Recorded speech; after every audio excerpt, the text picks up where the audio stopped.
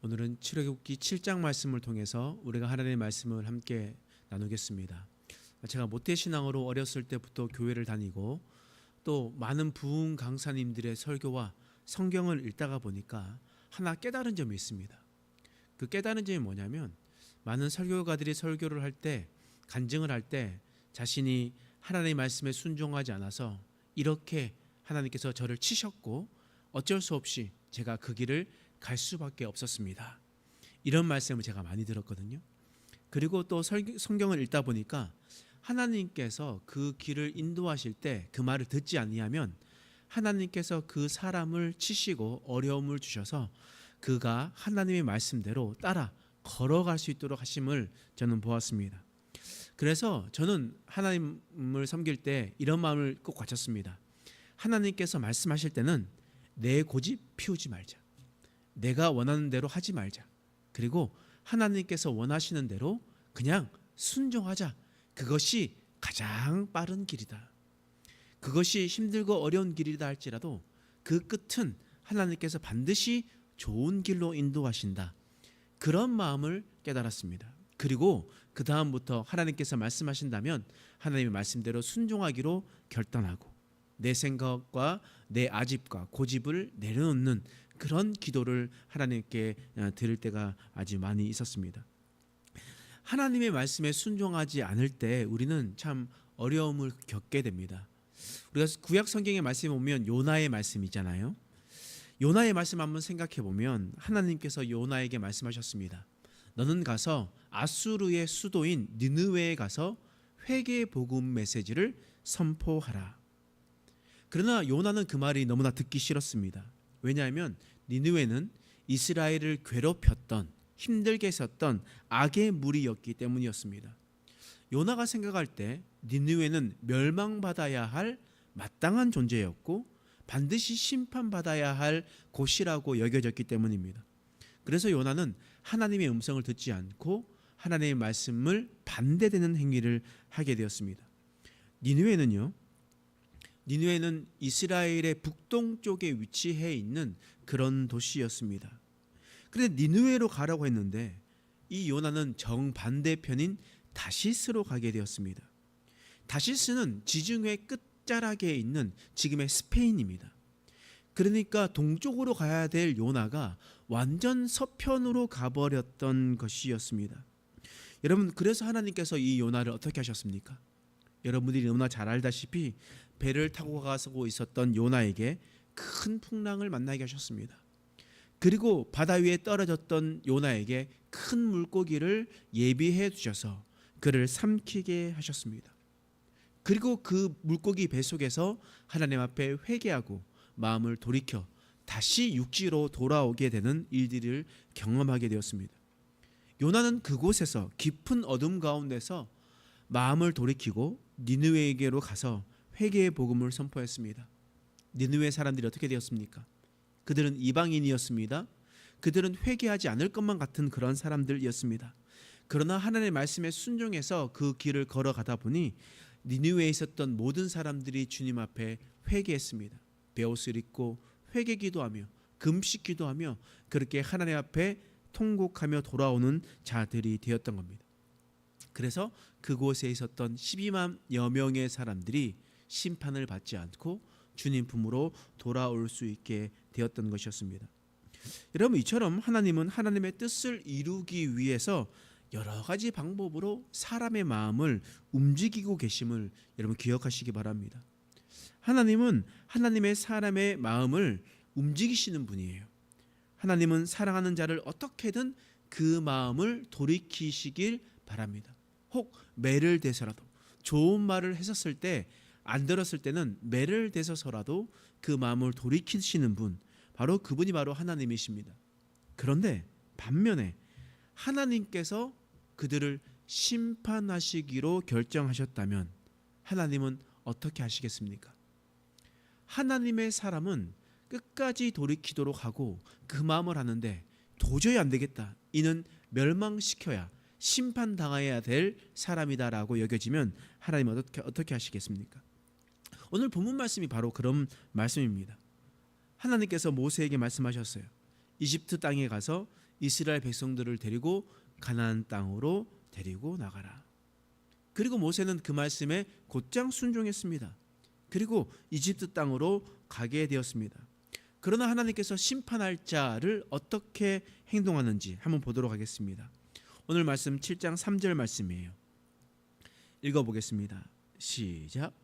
내가 바로의 마음을 완악하게 하고 내 표징과 내 이적을 애굽 땅에서 많이 행할 것이나. 하나님께서 이렇게 말씀하십니다. 바로의 마음을 완악하게 할 것이다. 여러분, 이집트 왕은요, 가장 지혜로운 방법이 무엇이냐면 하나님께서 말씀하실 때 곧장 순종하면 됩니다. 곧장 순종하고 그 말씀에 따라서 움직이면 됩니다. 그러나 오늘 이집트 왕 파라오는 하나님의 말씀을 들으려 하지 않았어요. 그리고 하나님께서 뭐라고 말씀하시냐? 바로의 마음을 완악하게 하고. 하나님은 바로의 마음을 완악하게 하셨습니다. 그리고 이 바로는 하나님의 말씀을 들으려 하지 않았습니다. 왜 그렇겠습니까? 하나님께서 완악하게 하셨다라고 분명히 기록되어 있기 때문입니다. 근데 우리가 이 말씀을 구체적으로 한번 살펴보면 하나님께서 바로의 마음을 완악하게 하셨다라는 의미가 어떤 의미냐? 하나님께서 바로의 마음을 더 악독하게 만드셨다. 그를 더 악하게 만드셨다라는 내용이 아닙니다. 이 말이 무슨 말이냐면 하나님께서 마음을 완악하게 하셨다라는 것은 하나님께서 바로의 마음을 내버려 두셨다라는 의미입니다. 그가 돌아오지 않도록 그냥 그가 원래대로 살도록 내버려 두셨다라는 거예요. 여러분, 요나는 하나님의 말씀을 듣지 않았어요. 그러나 하나님께서는 여러 가지 방법과 어려움을 주셔서 요나의 마음을 돌이키게 했습니다. 만약 하나님께서 요나를 심판하시기로 결정했다면 하나님께서는 큰 풍랑도 주시지 아니하셨을 터이요 큰 물고기도 예비하지 아니하셨을 겁니다. 그냥 내버려 두셨다면 니느웨로 가지 않고 그냥 곧장 다시스로 가서 하나님이 없는 삶을 살아가게 되었다라는 거예요. 그런데 하나님께서는 그들을 내버려 두지 않으셨다라는 거예요. 바꿔 말하면 그를 완악하게 하지 아니하셨다라는 겁니다. 오늘 바로에게는 하나님께서 마음을 돌이키지 않도록 그냥 내버려 두셨습니다. 바로의 고집과 아집을 꺾지 아니하셨다라는 말이에요. 그래서 바로는 오늘 본문 말씀처럼 자신이 생각하는 대로, 자신이 원하는 대로, 자신이 바라는 대로 그냥 행동하고 있습니다. 그래서 하나님의 말씀을 들으려 하지 않습니다. 자신의 교만과 자신의 고집으로 도저히 하나님을 받아들이지 않으려고 했다는 말이에요. 이처럼 인간은요, 완고해요. 고집이 셉니다. 아집이 있어요. 그만큼 우리는 교만한 사람임을 여러분 우리는 기억해야 돼야만 합니다. 하나님께서 마음을 고쳐먹게 하지 아니하시면요, 우리는 늘 악으로 치달을 수밖에 없습니다. 여러분 생각해 보십시오. 여러분들 가운데 어려움과 힘듦이 있었기 때문에 우리가 하나님을 더 붙들지 않았습니까? 내가 살고 싶은 대로, 내가 하고 싶은 대로, 결정한 대로 살았다면 우리는 도저히 하나님 품으로 돌아올 수 없는 자들이었을 겁니다. 근데 하나님께서 악독한 사람, 심판하는 사람들을 내버려 두시면요, 그들은 하나님과의 길과 완전 반대편으로 갈 수밖에 없습니다. 그러면 하나님은 어떻게 하시겠습니까? 공의의 하나님은 그들을 악의 길로 빠져가는 자들을 심판할 수밖에 없는 것입니다. 여러분, 우리에게 다가오는 힘듦과 어려움은요, 하나님의 사랑의 매임을 우리는 기억해야 됩니다. 하나님은 사랑하는 자에게 마음을 돌이키게 하십니다. 어떠한 상황과 환경을 주셔서 하나님 품으로 돌아오게 하십니다. 그러나 반면에 하나님께서 심판하시는 자에게는 그들을 완악하게 하십니다. 그냥 내버려 두신다라는 겁니다.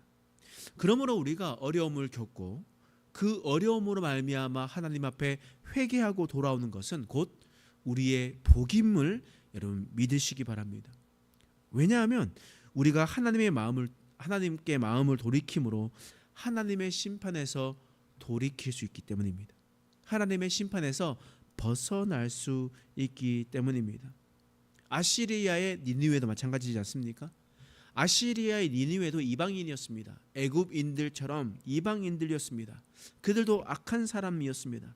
그러나 회개 선포했었을 때 그들은 회개함으로 하나님의 심판에서 벗어날 수가 있었습니다. 그러나 반면에 이집트 사람들은, 바로는 하나님 앞에 돌아오려고 하지 않았습니다. 회개를 받아들이려 하지 않았습니다. 그냥 악한 대로 끝까지 살아가게 되었습니다. 그런 자들은 하나님께서 심판하실 수밖에 없습니다. 오늘 살아가고 있는 우리도 마찬가지입니다. 교회에 나온다고 우리가 하나님을 완전히 믿는 건 아닙니다. 예배를 드린다고 우리가 예수를 믿는 건 아닙니다.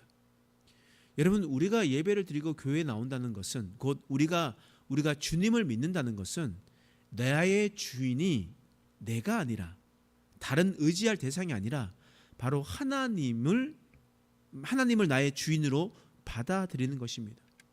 주인께서 명령하시는데 밭에 가서 일하지 않겠습니까? 주인께서 말하는데 우물에 가서 물을 떠오지 않겠습니까? 만약 상전이, 주인이 종에게 명령했는데 나무도 베오지 않고 우물물도 길러오지 않는다면 그 주인은 어떻게 하겠습니까? 여러분, 우리가 오늘 말씀을 잘 기억하면서 우리가 완악하게 살아가지 말고, 내가 살아가는 대로 그냥 살아가지 말고 오직 하나님께 돌아서는 믿음의 백성 되시길 간절히 축원합니다. 그래서 오직 하나님만을 나의 주인으로 삼고 하나님께서 나의 마음을 돌이키실 때 감사함으로 주님 앞에 나아가는 저와 여러분 되시길 간절히 소망합니다. 기도하겠습니다. 하나님, 오늘 말씀을 통하여 하나님께서 악한 자에게는 완악하게 하시고 하나님께서 사랑하시는 자에게는 그들을 돌이키신다라는 것을 보여주셨습니다. 하나님, 우리가 말씀을 들으며 생각할 때마다 우리가 바로처럼 완악하게 그냥 그 자리에 머물러 있는 것이 아니라 하나님의 말씀이 선포되었을 때 기꺼이 주님의 말씀에 순종할 수 있는 자가 되게 하여 주옵소서. 내 생각과 내 고집과 내 아집으로 내가 나의 주인으로 살아야 되는 것이 아니라 오직 여호와 하나님께서 나의 주인으로, 여호와 하나님께서 인도하시는 대로 우리가 따라 걸어가는 믿음의 백성 될 수 있도록 도와주시옵소서. 감사드리며 예수님의 이름으로 간절히 기도드립니다. 아멘.